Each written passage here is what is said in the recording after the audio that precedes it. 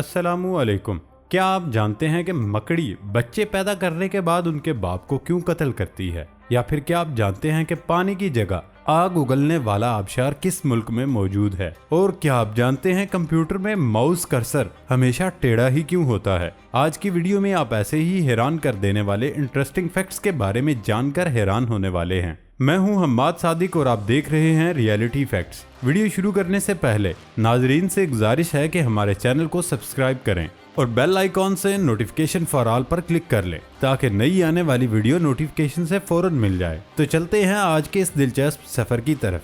Fact number 1, दुनिया भर में ऐसी जगह मौजूद हैं जिन्हें देखकर इंसान दंग रह जाता है और यही सोचता है कि ऐसा कैसे मुमकिन है। ऐसा ही हैरत अंगेज एक पहाड़ अमरीकी रियासत कैलिफोर्निया में वाक़ है, जहां जमी हुई बर्फ पिघलती है तो आबशार से पानी की बजाय आग बहने लगती है। अमेरिका के एक पार्क में ये आबशार पाया जाता है। इस पार्क की वजह शोहरत मौसम सरमा के इख्तिताम पर बहने वाला आबशार है, जो फरवरी में बर्फ पिघलने के बायस बहता है। जब आहिस्ता आहिस्ता आबशार बहना शुरू हो तो सूरज का एक खास जाविया इस आबशार पर अपनी किरणें बिखेरता है और देखने वालों को यूं लगता है जैसे आबशार से पानी नहीं बल्कि लावा बह रहा हो। लेकिन ये मंजर उस वक्त नजर आता है जब मौसम बिल्कुल साफ सुथरा हो और पहाड़ों पर थोड़ी बर्फ जमी हो। ये हैरान कुन मंजर कभी कभार ही नजर आता है, जब भी हर साल फरवरी में लाखों सयाह इस मंजर को देखने के लिए इस पार्क में तशरीफ लाते हैं।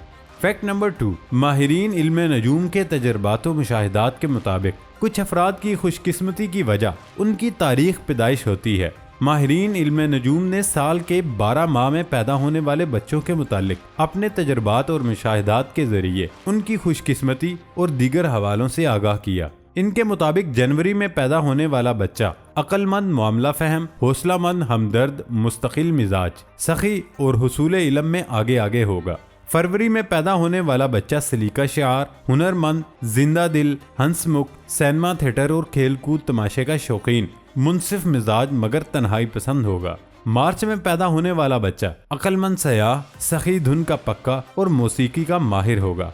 अप्रैल में पैदा होने वाला बच्चा आली दिमाग, कामयाब, ताजर, जोशीला, पुख्ता ख्यालात वाला, धुन का पक्का और हाकमाना शान शौकत के हामिल होगा। मई में पैदा होने वाला बच्चा सुराग रसां, तिलाशे हक का दिलदादा, कामयाब वकील, आली दिमाग, धुन का पक्का, आला मुंतजिम, दुश्मनों पर गालिब लेकिन अफू का मादा ज्यादा और अमीराना शान शौकत का हामिल होगा। जून में पैदा होने वाला बच्चा चालाक मगर दौलत हासिल करेगा। ये परले दर्जे का साजिशी, मामला और सियाहत का शौकीन होता है। जुलाई में पैदा होने वाला आराम तलब, शौकीन मिजाज, महफिले रक्सो सुरूर का दिलदादा, फनूने लतीफ़ा का शौकीन और जहीन होगा। अगस्त में पैदा होने वाला बच्चा जाहिद, मुत्तकी, परहेजगार, आलिम, मुसन्नफ मिजाज, ईमानदार, मुस्तकिल मिजाज, दिलेर, साफ दिल, रहम दिल और तन्हाई पसंद होगा। सितंबर के महीने में जो बच्चा पैदा होगा वो समझदार, दुनिया के नशेबो फराज से वाकिफ, जहीन, बला का हाफजा रखने वाला, तंदुरुस्त और वहमी होगा।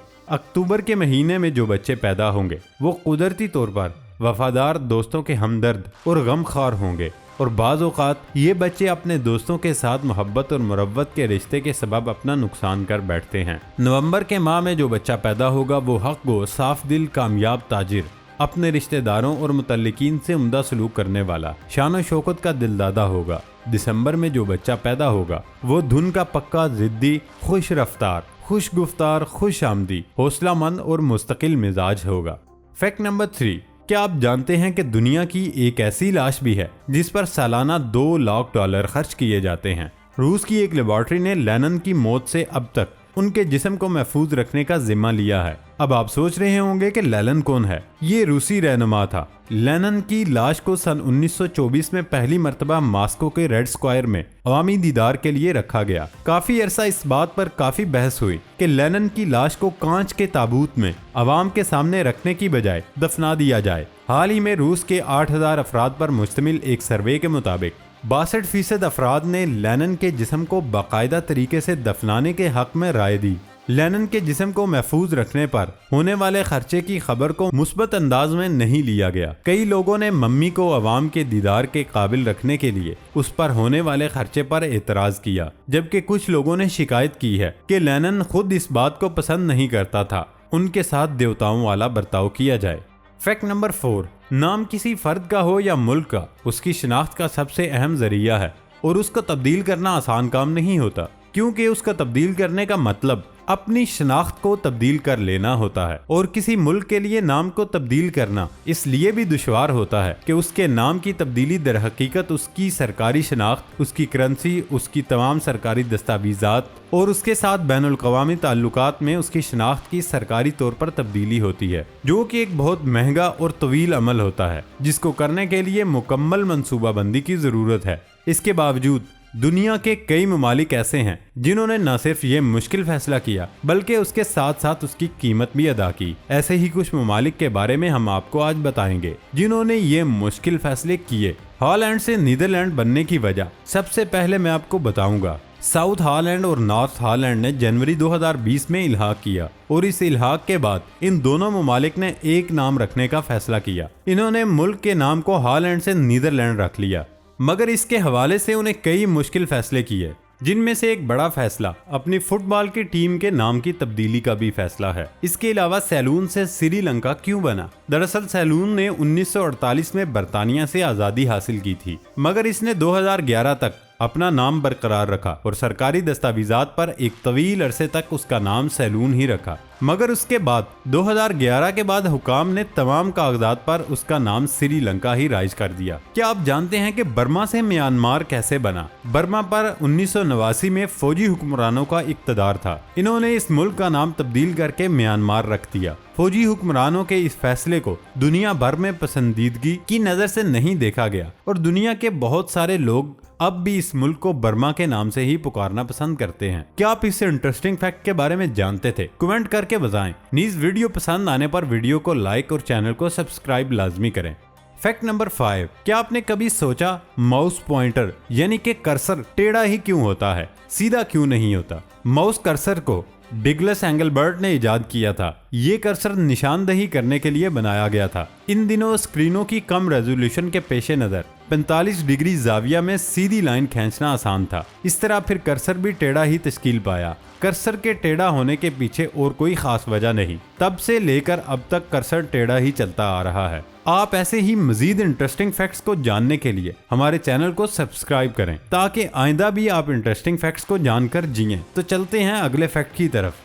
फैक्ट नंबर 6, एक तहकीक के मुताबिक मादा मकड़ी बच्चे देने के बाद नर मकड़ी यानी अपने बच्चों के बाप को कत्ल करके घर से बाहर फेंक देती है। फिर जब औलाद बड़ी हो जाती है तो अपनी माँ को कत्ल करके घर से बाहर फेंक देती है। कितना अजीबो गरीब घराना और यकीनन बदतरीन घराना है। कुरान मजीद की एक सूरत है अल अनकबूत। अनकबूत को उर्दू में मकड़ी कहते हैं।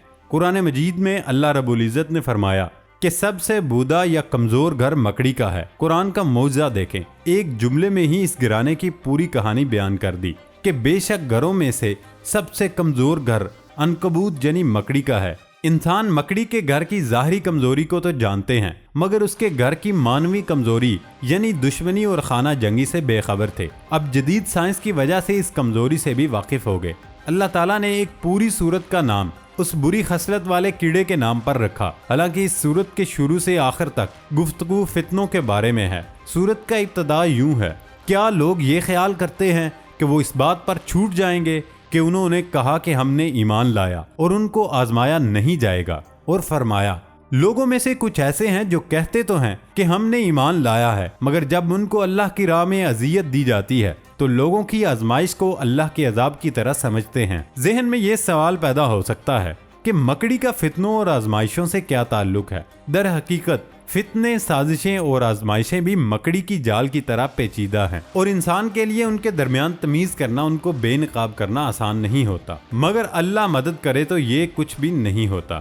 फैक्ट नंबर 7, दोस्तों ये तो आप जानते ही हैं कि आबादी के लिहाज से दुनिया का ये सबसे बड़ा मुल्क चीन है। मगर आपको ये जानकर हैरत होगी कि चाइना की मारूफ तरीन तख्लीक दीवारे चीन से मुमासलत रखने वाली अजीबो गरीब तख्लीक पाकिस्तान में भी मौजूद है। तो अब आपको दीवारे चीन देखने के लिए चीन जाने की जरूरत नहीं, क्योंकि आप ये अजूबा अपने मुल्क के अंदर ही देख सकते हैं। हैरत की बात है कि पाकिस्तानियों की अक्सरियत को मालूम नहीं, सिंध के जिला जामशोरों में वाक़ तारीखी रानी कोट किला एक ऐसा शानदार विरसा है जिसे देखते ही जहन में दीवारे चीन का तस्वर उभरता है। दुनिया के सबसे बड़े किलों में से एक है और इसकी फसील तकरीबन 26 किलोमीटर पर मुहित है, जो ऊंचे नीचे टीलों से गुजरती हुई हूबहू दीवारें चीन जैसी नजर आती है। इस तारीखी किले को सिंध की अजीम दीवार के नाम से भी याद किया जाता है। इस अजीमुशान किले और उसकी फसील की तामीर 17वीं सदी में की गई और कुछ माहिरीन आसार कदीमा का कहना है 1812 में तालपुर हुक्मरानों ने भी